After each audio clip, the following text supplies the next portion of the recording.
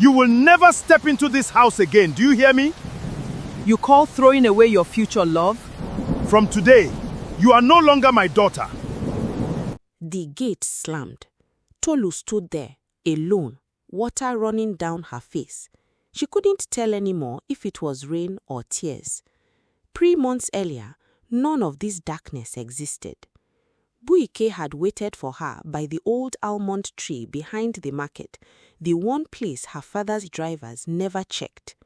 When she appeared, breathless, laughing, he pulled her into his arms without a word, pressing his forehead to hers.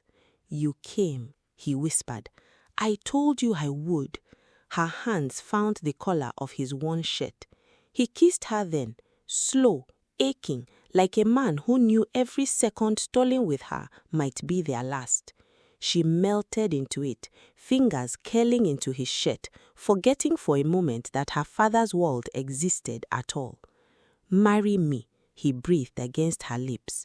"You're mad," she laughed, but her eyes were wet. "Mad for you." He kissed her again, deeper this time, and she answered with everything she had, because some part of her already knew what it would cost.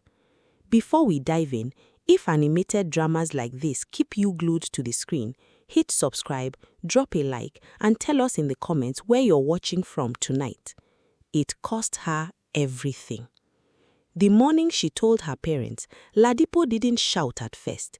He simply set down his teacup, very still, and asked, "Say that again." "I'm marrying Chibuike Ume, Papa." The cup shattered against the wall before she finished his surname. The driver's son, Modukwe's hand flew to her chest like she'd been struck.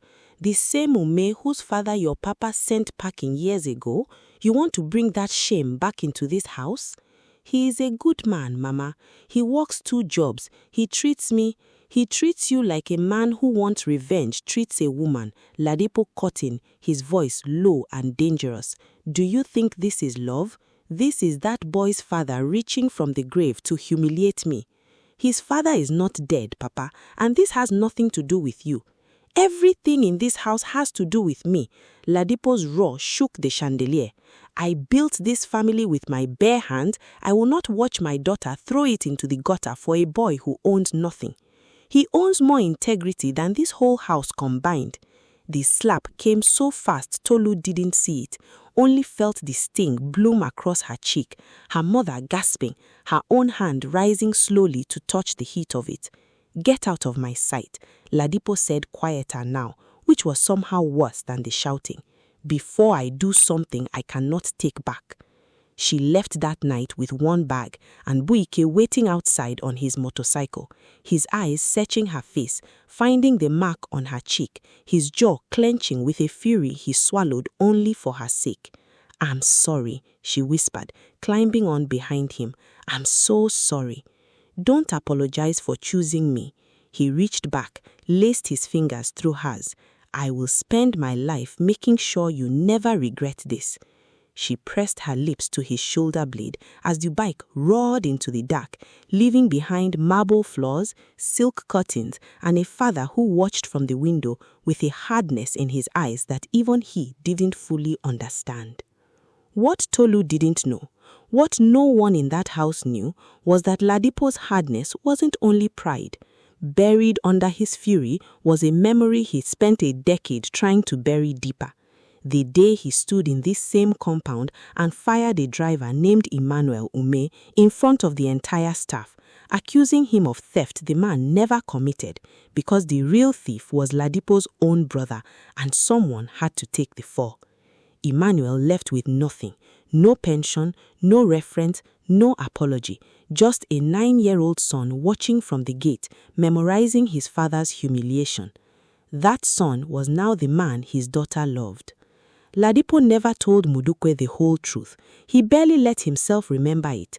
But some nights when the house was silent, he heard Emmanuel's voice again, calm, wounded, dignified even in disgrace, saying, "One day, sir, God will show you what you have done." He told himself it was superstition. He told himself many things. 5 years passed.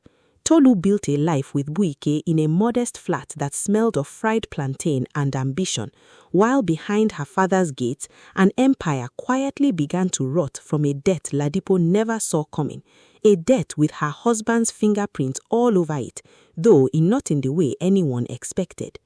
If you're feeling the tension already, imagine what's coming next. Smash that like button, subscribe so you don't miss the next thing, and let us know in the comments. Have you ever had to choose between family and the person you love? Because Tolu is about to find out that the choice she made years ago was only the beginning of the storm. 5 years had turned Tolu's small flat into a home that smelled of survival. Fried plantain on Sunday mornings, Buike's laughter drifting from the tiny balcony where he fixed motorcycle engines for extra income, and a framed photo of their courthouse wedding hung crooked on a wall neither of them ever bothered to fix. "You're staring again," Buike said one evening, not looking up from the engine parts spread across newspaper on the floor. "Can't a wife admire her husband?" Tolu knelt beside him, wiping grease from his forearm with her thumb. "Depends what she's really thinking." He caught her hand, pressed a kiss into her palm. "Say it." "I miss my mother sometimes, even after everything." Her voice thinned. "Is that foolish?" "It's human." He pulled her into his lap, resting his chin on her shoulder. "You're lost people who were supposed to love you no matter what. That wound doesn't close just because we're happy." "We are happy though." She turned, searching his face. "Aren't we?" "The happiest man alive." He kissed her, unhurried, setting, the kind of kiss that had nothing left to prove. She melted into him, and for a moment the world outside their window, the one that still whispered about the Okonjo family's fall of grace, didn't exist. But outside that window, the world was moving fast. Ladipo sat in his study, staring at a stack of letters from the bank, his hands trembling in a way they never had in 30 years of business.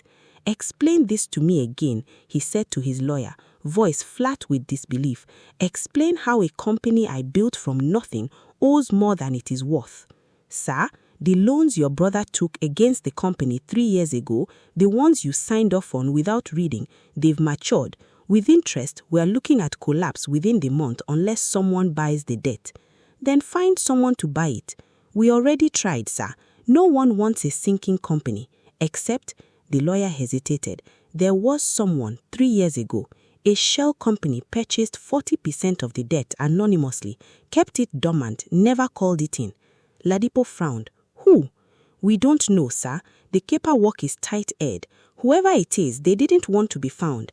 "Then find them now," Ladipo snapped, "because whoever they are the only reason this family still has a roof over its head." Modukwe stood in the doorway, silent, her hand pressed to her mouth.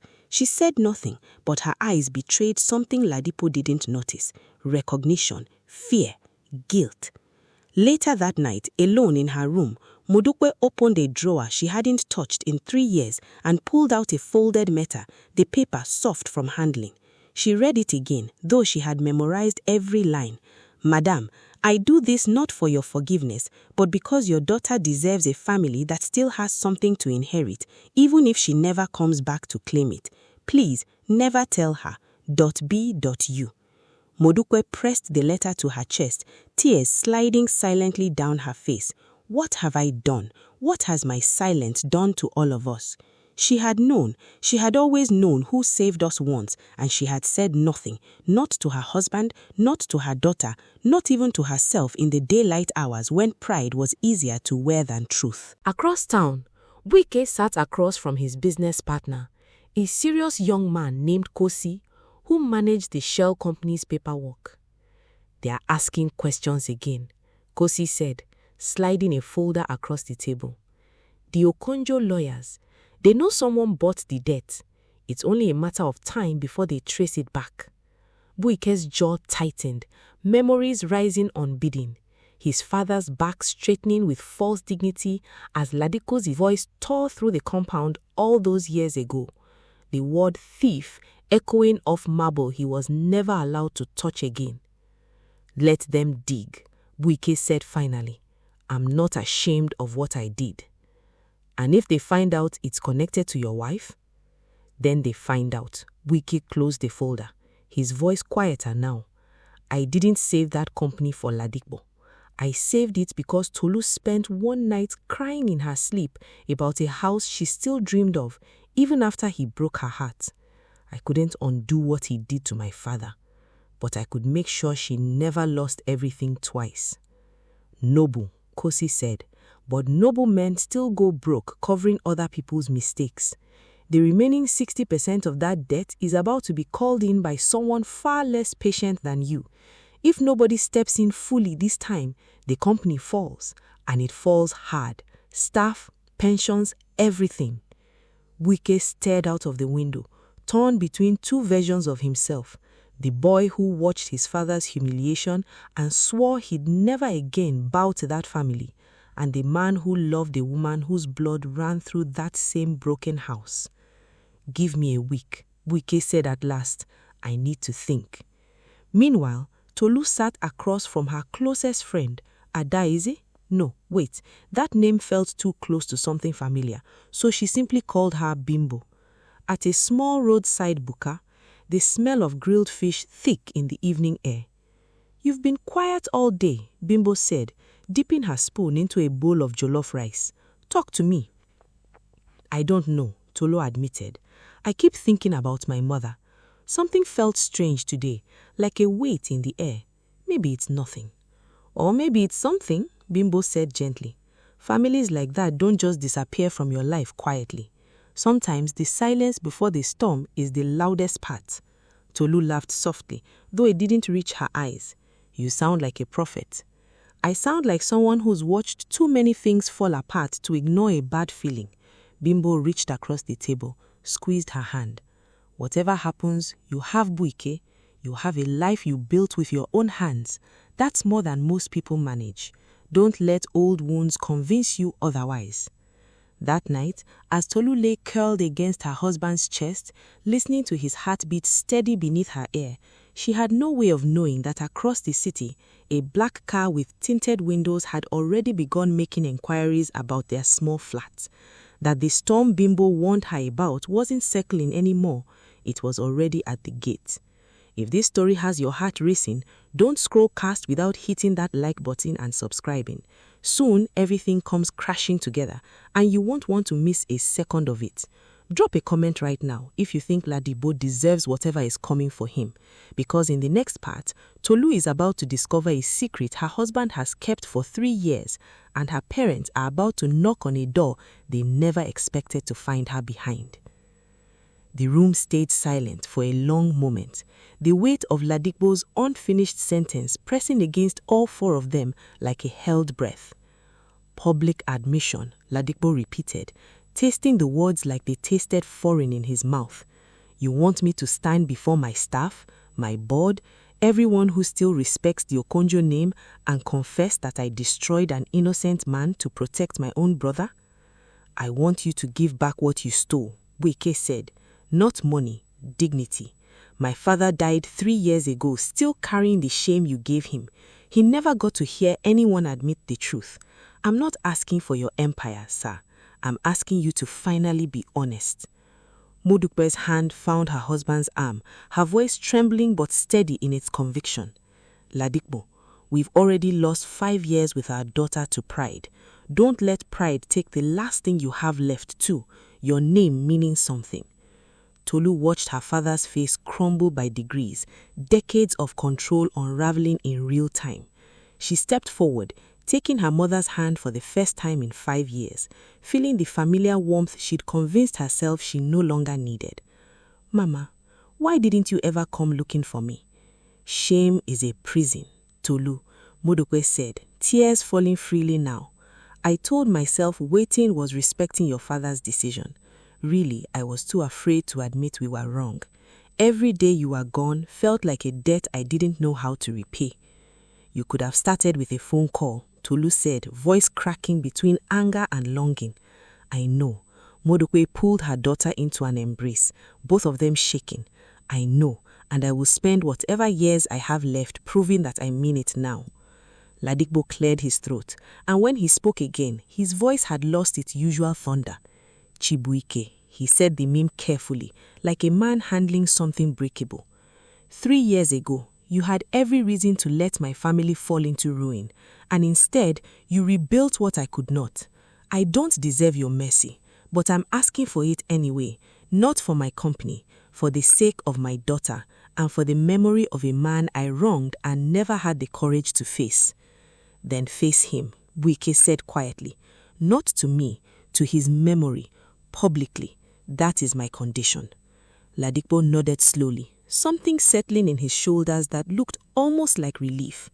Then it will be done, whatever it costs me. 2 weeks later, the Okonjo boardroom filled with staff, shareholders, and members of the press who'd caught wind that something unusual was happening inside the company everyone assumed was already dead. Ladipo stood at the podium, his hands steady for the first time in a month. Modupe seated in the front row beside Tolu, who held Buike's hand so tightly that her knuckles had turned pale. In 10 years, Ladipo began, his voice carrying across the silent room. I fired a man named Emmanuel Unme for a theft he did not commit. I let him take the blame for my own brother's mistake. And I never corrected that injustice, even after his name became a source of shame I buried instead of repaired. I owe him and his family an apology I can no longer give him in person, but I will give it to his son and to everyone in this room because the truth matters more than the pride I hid behind for a decade. A murmur rippled through the crowd, but Ladipo continued, unwavering now.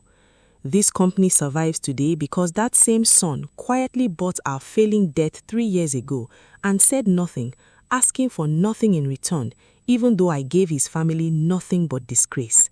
I am ashamed it took my own downfall to teach me what dignity actually looks like. Buike rose from his seat as Ladipo gestured at him, and for a moment, father and son-in-law stood facing each other in front of a room that once worshipped one man's power and now witnessed his humility instead.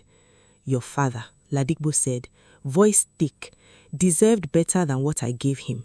I cannot undo the past, but I will spend what remains of my life making sure his name is remembered with the respect I stole from him. Buike extended his hand, and Ladipo took it, the handshake lasting longer than either man expected, something unspoken passing between them. Not forgiveness exactly, but its first fragile beginning. Later that evening, the family gathered in the same compound Tolu had once been thrown out of, the marble floors gleaming under warm light, laughter drifting through halls that had been silent for years. You saved them, Tolu murmured to her husband as they stood on the balcony overlooking the garden, the stars scattered above them. I saved you, Buike corrected gently, pulling her close. Everything else was just the cost of loving someone whose roots run deeper than her wounds. She kissed him then, slow and full of gratitude, his hands framing her face like she was the only steady thing in a world that had spent years trying to tear them apart. Whatever happens next, she whispered against his lips, I choose you. I have always chosen you.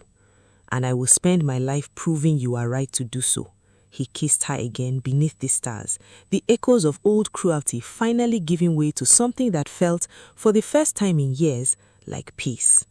If this story moved you, smash that like button, subscribe for more emotional dramas like this one, and drop a comment telling us where you are watching from tonight.